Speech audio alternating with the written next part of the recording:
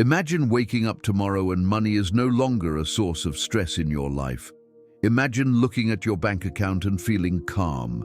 Not anxious, not ashamed, just calm. Imagine never again lying awake at 3 a.m., staring at the ceiling, doing mental math, trying to figure out how you're going to make it to the end of the month. Imagine watching the news and hearing about inflation, recessions, layoffs, and feeling none of it in your chest. Because your foundation is solid. Because you built something that doesn't shake when the world does. Imagine a version of yourself that talks about money differently, thinks about money differently. A version that doesn't feel guilty for wanting more, doesn't feel helpless when things get hard. A version that is genuinely, quietly, powerfully free. That version of you exists. But right now, something is standing in the way, and it might not be what you think. But let's be honest. How many times have you told yourself, this year will be different, this year I'll save, this year I'll invest, this year I'll finally take control of my finances? And how many years have passed? How many times have you gotten a raise, and somehow a few months later still felt just as broke as before? How many times have you scrolled past someone living the life you want, the business, the freedom, the peace, and felt that quiet, burning feeling inside, that mixture of longing and bitterness you can't quite name? How many times have you said, I just need more money? But the truth is, even when you got more money, it didn't fix the feeling. You've been working hard. You really have. But something keeps pulling you backward. And the terrifying truth is, it's not the economy. It's not your boss. It's not your circumstances. It's something far closer than that. Most people who stay poor are not lazy. Let that land. Most people who struggle financially are not stupid. They're not unlucky. They're not cursed. They are trapped. Trapped in a pattern of thinking that was handed to them before they were old enough to question it. A pattern that was shaped by the family they grew up in, the neighborhood they came from, the voices they heard every day saying things like, money doesn't grow on trees, rich people are greedy, we're just not that kind of people. And here's what the Stoics understood 2,000 years ago, what neuroscience is only beginning to confirm now, that your outer world is almost always a reflection of your inner world. The way you think about money determines your relationship with money. The beliefs you carry determine the decisions you make. The decisions you make, compounded over years, determine your financial reality. Most people are walking through life with a broken internal compass, pointing not toward wealth and freedom, but toward comfort, reaction, and survival. And today, we're going to change that. Not with a get-rich-quick scheme, not with a magic formula, but with the ancient, timeless, battle-tested wisdom of the Stoics, applied to your money, your mindset, and your life. By the time this video is over, you will see money differently. You will see yourself differently. And the path forward will be clearer than it has ever been. If this is your first time here, welcome. Hit the subscribe button. It costs you nothing. And every single week, we put out content that might change everything. You are exactly where you're supposed to be. Now, let's go. Lesson 1. The poverty isn't in your wallet, it's in your mind. Here is the first thing you need to understand, and this might sting a little. You don't have a money problem, you have a thinking problem. Two people can start with the exact same salary, same city, same bills, same opportunities. 5 years later, one of them has built savings, started a side business, and talks about the future with excitement. The other one is still saying, I'll start when I make more money. Same starting point, completely different outcomes. What separates them is not luck, it's not connections, it's not even talent. It's the story they told themselves about what was possible. The impediment to action advances action. What stands in the way becomes the way. Marcus Aurelius. What Marcus Aurelius meant is this: the obstacle is the path. The scarcity you feel right now, if you learn to use it, becomes the very fuel that drives you forward. But most people don't use it. Most people let the obstacle become the excuse. I can't build wealth because I grew up poor. I can't invest because I don't have enough to start. I can't start a business because I don't have time. The Stoic knows this. Every single one of those statements is a choice, the choice to see limitation instead of leverage. And poverty, real, lasting poverty, begins the moment you accept limitation as permanent. Lesson 2, you are not poor because of what happened to you. You are poor because of how you responded. This is the hardest lesson, and the most important one.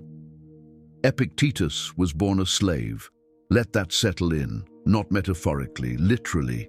He was owned. He had no rights. He had no freedom. He had nothing that our modern culture tells us we need in order to succeed. And yet, Epictetus became one of the most powerful thinkers in human history. His words shaped Roman emperors. His philosophy echoes through centuries. His ideas are being read by billionaires and CEOs right now, today in 2024. How? Because Epictetus understood a truth that most people never grasp. We cannot choose our external circumstances, but we can always choose how we respond to them. Epictetus. Your circumstances are not the sentence. Your response is, I know someone right now is thinking, that's easy for a philosopher to say, he didn't have my problems. And you're right, he had worse ones. The Stoic doesn't deny that life is hard. The Stoic doesn't pretend that systemic inequality doesn't exist. The Stoic looks reality in the eye and refuses to hand it the keys to their future. Every time you say, I can't because of what happened to me, you give away your power. Every time you say, here's what I'm going to do despite what happened to me, you take it back. The shift from victim to architect, that is where wealth begins.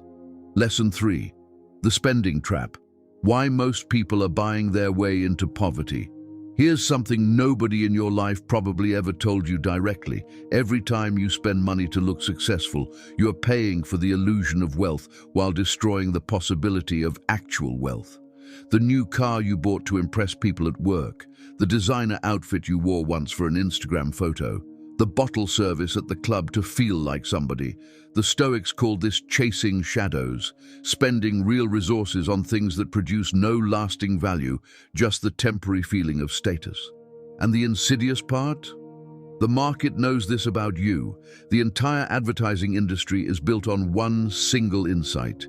People will pay almost anything to feel respected. Every commercial you see is designed to make you feel like you are one purchase away from belonging.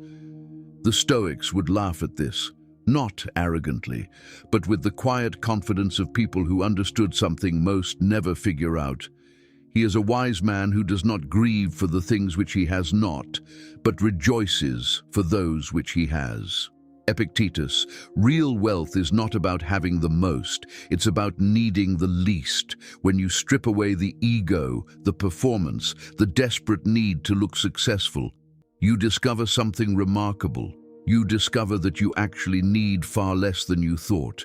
And what you do with that gap between what you earn and what you actually need, that gap is where wealth is built. The Stoic does not buy things to feel powerful. The Stoic builds things that create actual power. Lesson 4, the time blindness problem. Why poor thinking is short-term thinking. Close your eyes for a moment and think about this. If I offered you $100 right now, or $200 in 30 days, which would you choose? Most people, even people who know better, feel the pull toward the immediate reward.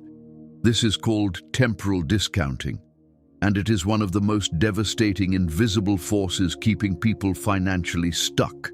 When you buy something on impulse, you're choosing the feeling now over the security later. When you skip saving this month because 1 month won't matter, you're choosing the comfort of today over the compound growth of tomorrow. When you avoid learning new skills because it takes too long, you are choosing your current ceiling over your potential peak. The Stoics were obsessed with time. specifically with how we use it and how we think about it. Dwell on the beauty of life, watch the stars, and see yourself running with them. Marcus Aurelius. But here's the wealth application.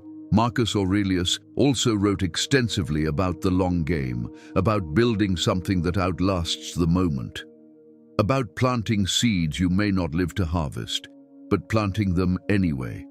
The wealthy think in years and decades, the struggling think in days and weeks. This is not about income, this is about time horizon. A Stoic asks not, "What do I want right now?" but "What do I want my life to look like in 10 years? And what does that require of me today?" Every single financial decision is a vote for the version of yourself you are choosing to become. What are you voting for? Lesson 5. The comparison trap. How envy makes you broke. We need to talk about something most people are too proud to admit. Envy is making you poor.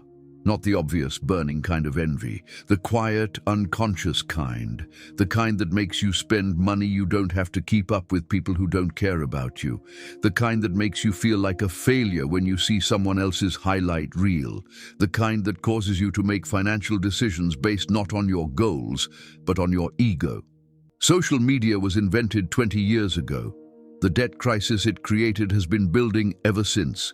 People are financing lifestyles they cannot afford because the algorithm keeps showing them someone who seems to have more.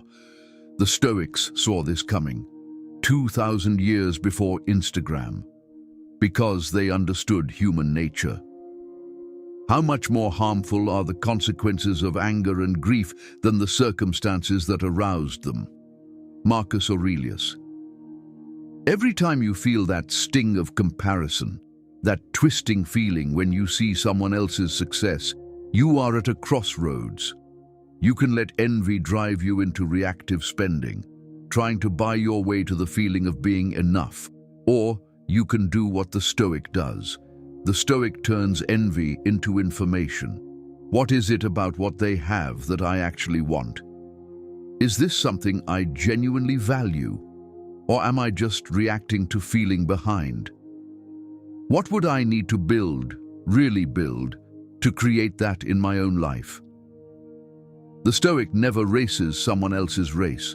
The Stoic runs their own race, at their own pace, toward their own finish line. And here's the secret most people never figure out. The people who look the wealthiest are often the most financially fragile. The ones who actually have real wealth. You probably don't know their names. Lesson 6. Voluntary discomfort, the ancient wealth strategy. Nobody talks about. This one is going to sound strange. Stick with me. The Stoics practiced something they called voluntary hardship. Marcus Aurelius, the most powerful man in the known world, emperor of Rome, would regularly sleep on the floor, eat simple food, wear plain clothes, not because he had to, because he chose to. Cato the Younger, one of Rome's most respected men, would walk barefoot through winter, would refuse comforts that were available to him, not as punishment, as practice. Why? Because they understood something that takes most people decades to learn. Comfort is a drug, and like any drug, you build tolerance. Every time you upgrade your lifestyle, your new comfort level becomes your new minimum. The apartment that thrilled you becomes the apartment you need to escape. The salary that felt like freedom becomes the salary that feels like just enough. This is called hedonic adaptation, and it is the treadmill that keeps most people running without ever arriving. Set aside a certain number of days during which you shall be content with the scantiest and cheapest fare, so that you can say with confidence, "Is this the condition I feared?" Seneca. Here's the wealth application. Practice living on less, not as deprivation, as power. When you know you can survive on less, you no longer make decisions from fear. When you no longer make decisions from fear, you make better decisions. When you make better decisions consistently over time, you build wealth. The person who can live happily on little has the most leverage of anyone in the room. Because they don't need to stay at a job they hate, don't need to stay in a relationship that's transactional, don't need to say yes to opportunities that compromise their integrity. Freedom is not having the most. Freedom is needing the least. Lesson 7. The value of work. Why the Stoic builds. Instead of complains. Here is a pattern you will see in almost every financially struggling person. They have a lot of opinions about why the system is unfair and very few strategies for winning within it. Now, is the system unfair? In many ways, yes. Genuinely. The Stoics never denied the existence of injustice. But here is what the Stoics also knew. Complaining about a wall does not move the wall. Only action moves the wall. Waste no more time arguing about what a good man should be. Be one. Marcus Aurelius. The Stoic works hard, consistently, without waiting for perfect conditions. Not because work is glamorous, not because the system is perfectly fair, but because effort is the only currency that always has value. While others are waiting for the right moment, the Stoic is creating the right moment. While others are waiting to feel motivated, the Stoic understands that discipline is motivation's older, more reliable sibling. While others are building theories about why success isn't possible for them, the Stoic is building skills, connections, and compounding assets. Carl Jung once wrote, "Until you make the unconscious conscious, it will direct your life and you will call it fate." This is one of the most financially relevant statements ever made. The unconscious belief that wealth is not for you, that becomes bad luck. The unconscious fear of success, that becomes circumstances. The unconscious addiction to the identity of struggle, that becomes the economy. Make it conscious, name it, challenge it, replace it with action. That is where the work begins. Lesson 8. The Stoic relationship with risk. Why playing it safe keeps you broke. Here is something most financially stuck people have in common. They are terrified of loss, more terrified of losing $10 than they are excited by gaining 20. This is called loss aversion, and it is one of the most studied, most consistent findings in all of behavioral economics. We feel losses approximately twice as intensely as equivalent gains. So, what does a loss-averse person do? They avoid risk. They keep their money in low-interest savings accounts. They stay at jobs they hate because at least it's stable. They never start the business because what if it fails? And every safe choice is actually a guaranteed loss because inflation is eroding their savings, complacency is eroding their skills, and time is eroding their options. The safe path isn't safe. It just feels safe. It is not because things are difficult that we do not dare. It is because we do not dare that things are difficult. Seneca. The Stoic does not take reckless risks. The Stoic is not a gambler, but the Stoic deeply understands one thing. Calculated risk is not danger. Calculated risk is the price of growth. You cannot build something meaningful without risking something real. You cannot create financial freedom without first enduring financial uncertainty. The Stoic prepares for the worst. Genuinely. They build emergency funds, they study their field, they develop multiple skills, they cultivate relationships, and then, prepared and clear-eyed, they take the step. While everyone else is still standing at the edge, calculating whether it's safe to jump. Lesson 9. Mentorship and the Stoic Circle. Why who you learn from determines what you earn. Socrates had a question he asked everyone he met. He would stop generals and politicians and merchants in the streets of Athens and ask them, "What is it that you actually know?" Most people, he discovered, didn't actually know the things they thought they knew. They had opinions. They had inherited beliefs, they had comfortable stories, but actual, tested, examined knowledge? That was rare. Here is the financial application of this. Most of what you believe about money, you learned from people who were also struggling with money. Think about that.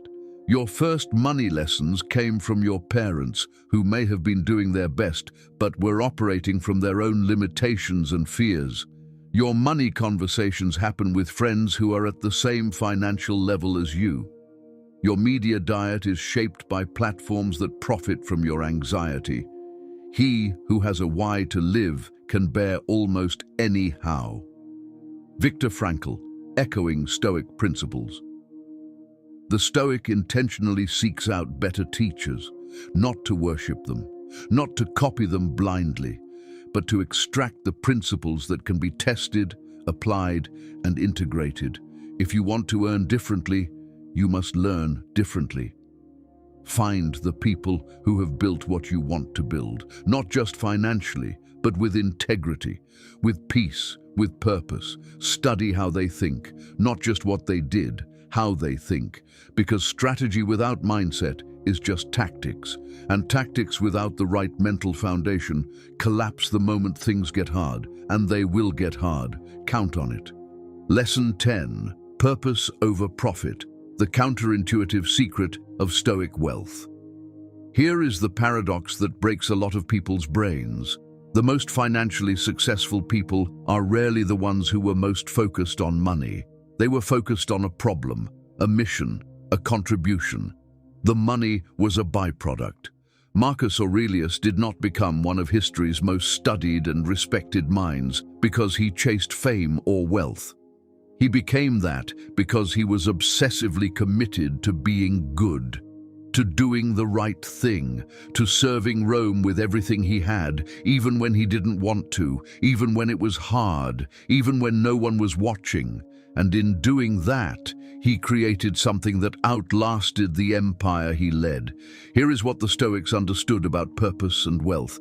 When you are doing work that genuinely matters, that solves real problems, that serves real people, the marketplace rewards you for it. Not always immediately, not always directly, but consistently, over time. Doing meaningful work creates meaningful results.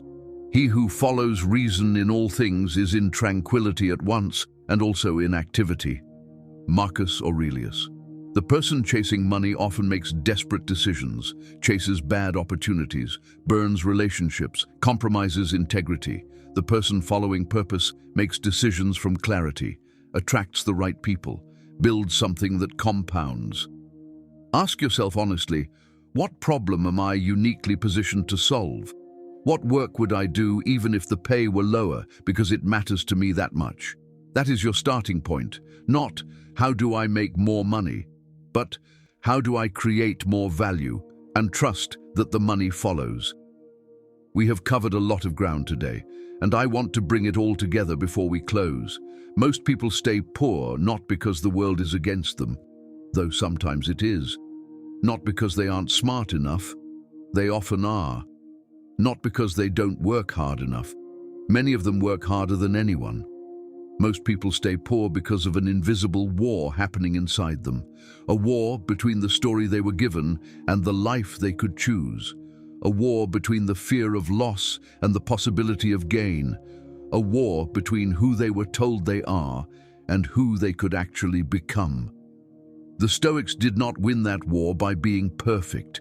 They won it by being intentional, by choosing every single day to examine their thoughts rather than obey them. To act from reason rather than react from fear, to build something real rather than perform something impressive, to run their own race, not the one social media set for them.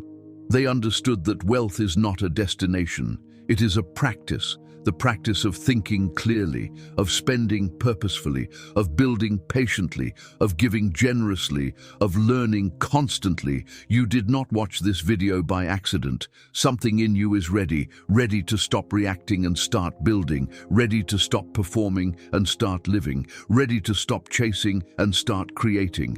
The world around you will not change because you found your philosophy. The market will still be volatile. The system will still have flaws. Life will still be hard sometimes, but you will be different. Not triggered, trained, not reactive, responsible, not lucky, built. The best revenge is to be unlike him who performed the injury, and the best answer to poverty is to no longer see yourself as someone poverty happens to. Inspired by Marcus Aurelius. You came here wondering why most people stay poor. You leave knowing the answer is inside them. And now, it is inside you too. The question is what you do with it. If something in this video shifted something in you, share it, not for us, for someone in your life who needs to hear it. Watch the next video on your screen. We go deeper every single time.